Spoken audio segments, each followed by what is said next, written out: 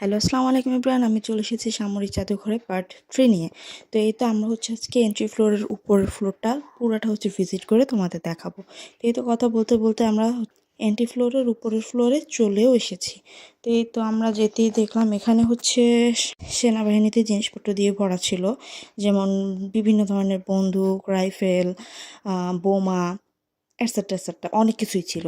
তো এই তো আমরা দেখতে দেখতে এগিয়ে যাচ্ছি। এগুলো সবগুলো রাইফেল, এগুলোর মধ্যে এক একটা নাম, ধারণ ক্ষমতা, এগুলো সব লেখা ছিল। তো এই তো আমরা এগিয়ে যাচ্ছি, এগিয়ে যেতে যেতে দেখলাম এখানে কিছু একটা কোনো একটা রাইফেল বা কি আমি জানি না, এটার বর্ণনা দেওয়া স্ক্রিনে ছিল।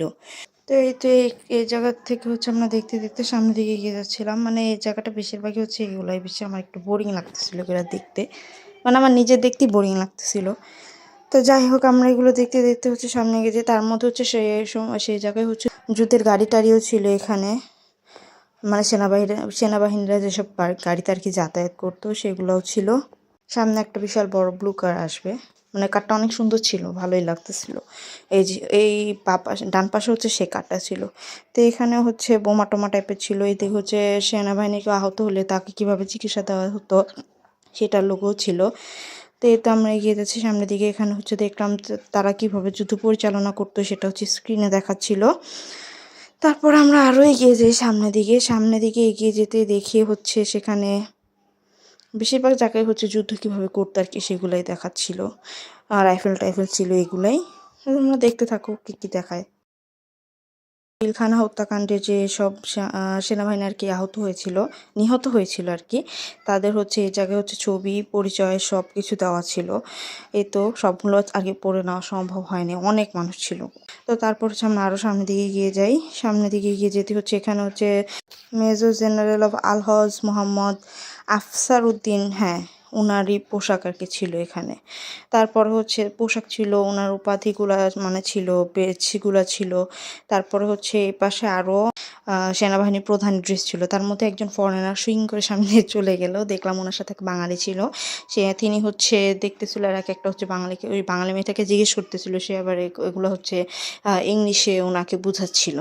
তো এটা আমরা দেখতে দেখতে সামনের দিকে এগিয়ে যাই। এই জায়গাটা সেনাবাহিনীরা আর কি কীভাবে যুদ্ধ করতো, যুদ্ধের প্রস্তুতি তাদের কেমন ছিল, যুদ্ধের সময় আর কি সেই সময়টাকে তারা ফুটিয়ে তুলতে চেয়েছে। যে আবার চলে গেল সামনে দিয়ে, ওনার কোনো কাজ নাই।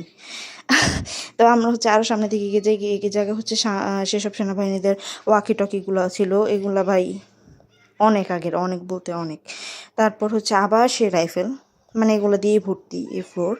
তারপর এখানে অনেক বেস, সেই বাহিনীর এক এক পদের এক এক র্যাঙ্কিংয়ের বেসগুলো ছিল এখানে, অনেক ছিল এই জায়গায়। তারপর আমরা আরও সামনের দিকে এগিয়ে যেতে দেখি গোল গোল অনেক সুন্দর করে সাজানো রাইফেল। এই যে এই জায়গাটা এটা খুব ভালো লাগতেছিল দেখতে দেখতে। তো তারপর আমরা এগিয়ে যেতেই দেখি এখানে অনেকগুলো বাহিনীর পোশাক দেওয়া ছিল। তারপরে এটা কী ছিল আমি জানি না, ভুলে গেছি। তো যাই হোক, আমরা আরও সামনের দিকে এগিয়ে যাই। এই যে এগিয়ে যেতে দেখি এখানে একটা গাড়ি ছিল সেনাবাহিনীদের। তারপর এই জায়গা থেকে বাইরের ভিউটা অনেক সুন্দর লাগে। এই জায়গা থেকে আমরা যে জায়গা দিয়ে ঢুকছি ওই জায়গার প্লেসটা পুরাটা দেখা যায়, অনেক সুন্দর লাগে এটা দেখতে। তো সেখান থেকে ঘুরে আমরা আরও সামনের দিকে এগিয়ে যাই। সামনের দিকে এগিয়ে গিয়ে দেখি এই জায়গা এক একটা সেতুর চিত্র আর কি দেওয়া আছে, দেখতে অনেক সুন্দর ছিল। বঙ্গবন্ধু সেতু ছিল, তারপরে যমুনা সেতু ছিল, তারপর পারমাণবিক রূপপুর পারমাণবিক বিদ্যুৎ কেন্দ্র ছিল। তারপর এটা কি যেন একটা ছিল, এটা একটা সেতুই ছিল, কি সেতু আমার ঠিক মনে নাই। তো এখানে সব সেতু টেতুর নকশা আর কি দেওয়া ছিল। তো এই ছিল আজকের ফ্লোরে। এরপর শেষ পার্ট নিয়ে আসবো, অর্থাৎ সেই পার্টে সামরিক জাদুঘরের একেবারে উপরে 2 ফ্লোর থাকবে। তো আজকে এই পর্যন্তই, টাটা বাই বাই, আল্লাহ হাফেজ।